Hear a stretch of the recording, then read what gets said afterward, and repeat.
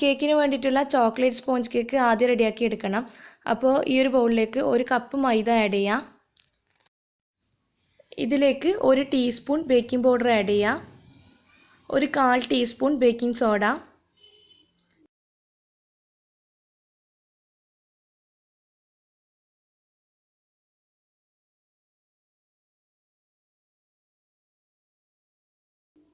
പിന്നെ 1/4 ടീസ്പൂൺ ഉപ്പും കൂടി ആഡ് ചെയ്യുന്നുണ്ട്.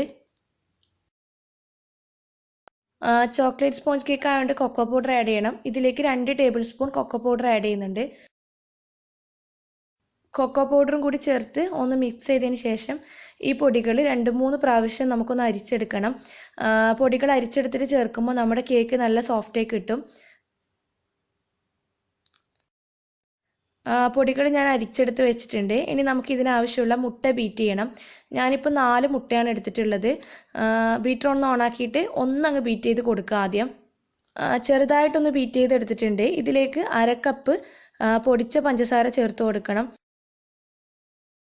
ഇതിൽ ക്രീമും വരുന്നുണ്ട്. ഷുഗർ സിറപ്പൊക്കെ വരുമ്പോൾ നല്ല മധുരമായി പോവും. അപ്പോൾ 1/2 കപ്പ് പഞ്ചസാര മതി. പഞ്ചസാരയും കൂടി ചേർത്തിട്ടുണ്ട്. ഇനി നല്ലോണം പൊങ്ങി വരുന്നവരെ ഒന്ന് ബീറ്റ് ചെയ്തെടുക്കണം.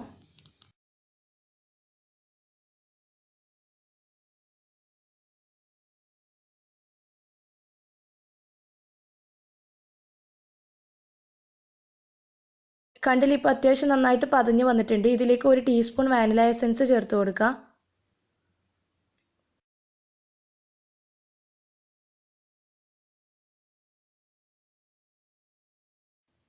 ഇനി ഇതിലേക്ക് 100 ml ഓയിൽ ചേർത്ത് കൊടുക്കുന്നുണ്ട്, സൺഫ്ലവർ ഓയിൽ.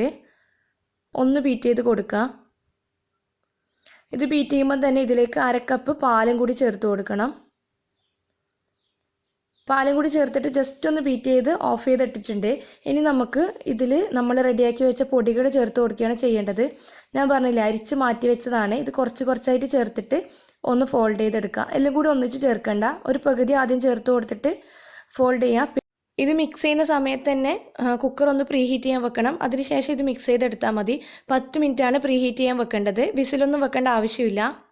ഒരു ഡയറക്ഷനിലേക്ക് തന്നെ ഫോൾഡ് ചെയ്തെടുത്താൽ മതി.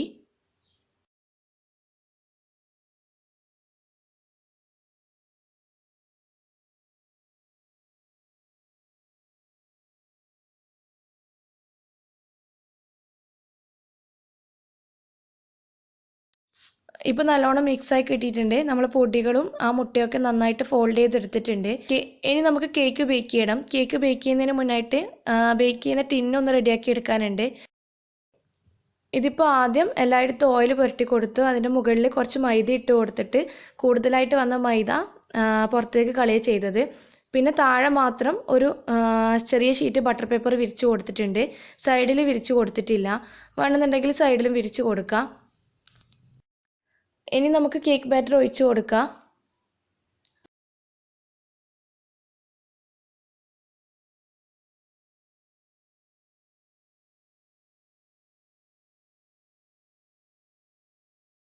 ബാറ്റർ ഒഴിച്ച് കൊടുത്തതിന് ശേഷം ഒന്ന് തട്ടി കൊടുക്കണം, എയർ ബബിൾസൊക്കെ ഒന്ന് പോയി കിട്ടാൻ വേണ്ടിയിട്ട്. കുക്കർ പ്രീ ഹീറ്റ് ചെയ്യാൻ വെച്ചിട്ട് 10 മിനിറ്റ് കഴിഞ്ഞിട്ടുണ്ട്. ഇതൊന്ന് ഓപ്പൺ ചെയ്യാം. ഇനി നമ്മുടെ കേക്ക് വെക്കുന്ന ആ റിങ് ഒന്ന് ഇറക്കി വെക്കണം.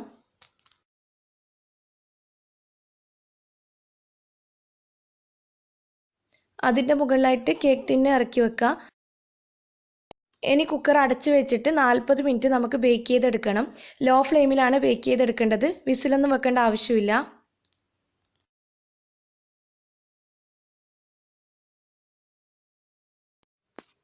മിനിറ്റ് കഴിഞ്ഞിട്ടുണ്ട്. ഇതൊന്ന് ഓപ്പൺ ചെയ്ത് നോക്കാം.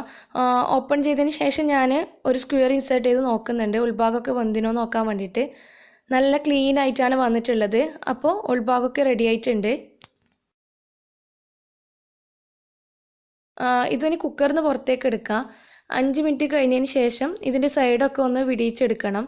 ഒട്ടിപ്പിടിക്കുകയും ചെയ്യില്ല. പിന്നെ പാനിൻ്റെ ചൂട് കൊണ്ട് ആ സൈഡൊന്നും മൊരിഞ്ഞു പോകും. അപ്പോൾ അധിക സമയം ഈ പാനിൽ തന്നെ വെക്കണ്ട. കണ്ടില്ലേ, നമ്മുടെ കേക്ക് നല്ലോണം പൊങ്ങി വന്നിട്ടുണ്ട്. നമ്മുടെ കേക്ക് റെഡി ആയിട്ടുണ്ട്. ഇനി നല്ലോണം ചൂടാറട്ടെ. ഈ സമയത്ത് നമുക്ക് ഇതിന് വേണ്ടിയിട്ടുള്ള ക്രീം റെഡിയാക്കി എടുക്കാം. ഞാനിപ്പോൾ 1.5 കപ്പ് ക്രീമാണ് എടുത്തിട്ടുള്ളത്. ഫിയോണയുടെ ക്രീമാണ് എടുത്തിട്ടുള്ളത്.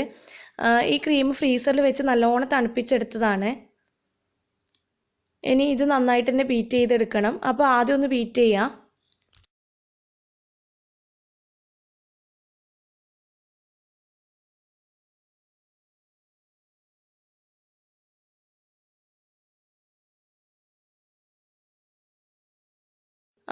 ഇനി ഇതിലേക്ക് ഞാനിപ്പോൾ 1.5 ടേബിൾ സ്പൂൺ ഐസിങ് ഷുഗർ ചേർത്ത് കൊടുക്കുന്നുണ്ട്. ഇനി നല്ലോണം കട്ടിയൊക്കെ കിട്ടുന്നവരെ ബീറ്റ് ചെയ്തെടുക്കുക. പിന്നെ ഇതിൽ വാനില എസൻസിൻ്റെ ഒക്കെ നല്ല ഫ്ലേവർ ഉണ്ട്. അതുകൊണ്ടാണ് ഞാൻ ഇതിലേക്ക് വാനില എസൻസ് ചേർക്കാത്തത്. വേണമെന്നുണ്ടെങ്കിൽ ചേർത്ത് കൊടുക്കാം കേട്ടോ.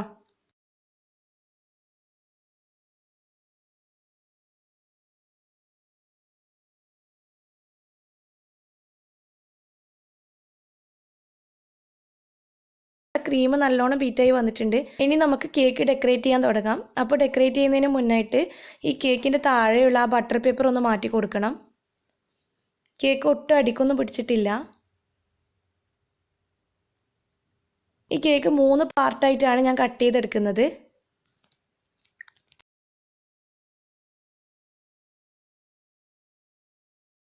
ടേബിളിൻ്റെ മുകളിൽ കുറച്ച് ക്രീമാക്കി കൊടുക്കുക. കേക്ക് തെന്നിപ്പോവാതിരിക്കാൻ വേണ്ടിയിട്ട് അതിൻ്റെ മുകളിൽ ഒരു ലെയർ കേക്ക് വെച്ച് കൊടുക്കുക. ഇനി കേക്ക് നല്ല സോഫ്റ്റ് ആക്കി എടുക്കാൻ ഷുഗർ സിറപ്പ് അപ്ലൈ ചെയ്യുന്നുണ്ട്. ഇതൊരു 1/2 കപ്പ് വെള്ളത്തിൽ 2 ടേബിൾ സ്പൂൺ ഷുഗർ നല്ലോണം മെൽറ്റാക്കി എടുത്തതാണ്. ഇതിൻ്റെ മുകളിൽ ക്രീം വെച്ച് കൊടുക്കുക. ക്രീം വെച്ച് കൊടുക്കുമ്പോൾ നല്ല കട്ടി തന്നെ വെച്ച് കൊടുക്കുക. ബേക്കറി കിട്ടുന്ന അതേ പെർഫെക്ഷൻ കിട്ടാൻ വേണ്ടിയിട്ടാണ്. ഇനി എല്ലാ ഭാഗത്തും ക്രീം നിരപ്പാക്കി എടുക്കണം.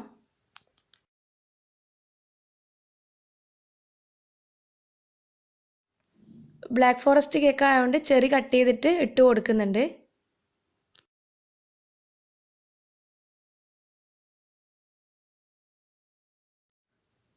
അടുത്ത ലെയർ കേക്ക് വെച്ച് കൊടുക്കുക. ഈ കേക്ക് ലെവലായിട്ട് കിട്ടിയിട്ടില്ലെങ്കിൽ കട്ട് ചെയ്തിട്ട് ലെവലാക്കി എടുക്കണം.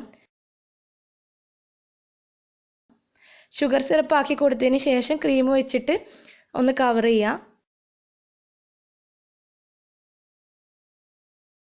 പിന്നെ ചെറി കട്ട് ചെയ്ത് ഇട്ട് കൊടുക്കുന്നുണ്ട്. അവസാനത്തെ ലെയർ കേക്ക് വെച്ച് കൊടുക്കുക. ഷുഗർ സിറപ്പ് ആക്കിയതിന് ശേഷം എല്ലാ ഭാഗവും ക്രീം വെച്ചിട്ട് കവർ ചെയ്തെടുക്കുക.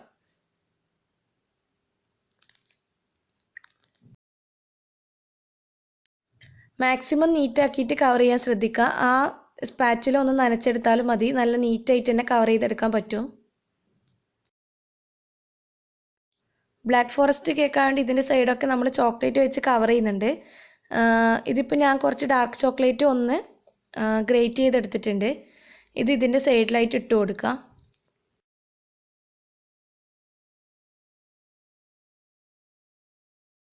ഡെക്കറേഷനൊക്കെ നിങ്ങളെ ഇഷ്ടത്തിനനുസരിച്ച് ചെയ്യാം. ഞാനിതിൻ്റെ മുകളിൽ ചെറിയ ചെറിയ ഫ്ലവേഴ്സ് വരച്ച് കൊടുക്കുന്നുണ്ട്. പിന്നെ താഴെയും ഒരു ബോർഡർ കൊടുക്കുന്നുണ്ട്.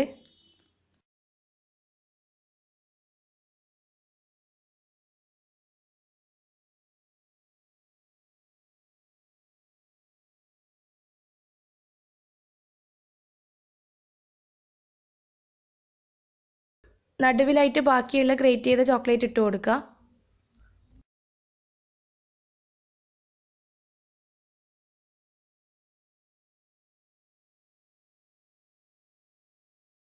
പിന്നെ ഈ ഫ്ലവേഴ്സിൻ്റെ ഇടയ്ക്ക് ഓരോ ചെറീസായിട്ട് വെച്ച് കൊടുക്കുന്നുണ്ട്. ഇത് ഗ്ലേസ്ഡ് ഒന്നല്ല, നമ്മളെ ബേക്കറിയിലൊക്കെ തൂക്കി വാങ്ങിക്കാൻ കിട്ടുന്നില്ല, അതാണ്.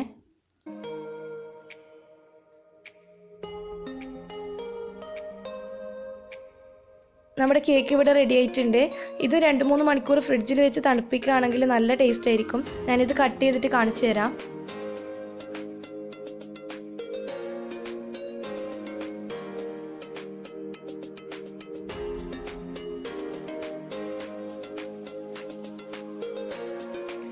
നല്ല സോഫ്റ്റ് ആയിട്ടുള്ള കേക്കാണ്. കാണുമ്പോൾ തന്നെ നിങ്ങൾക്ക് മനസ്സിലാവും.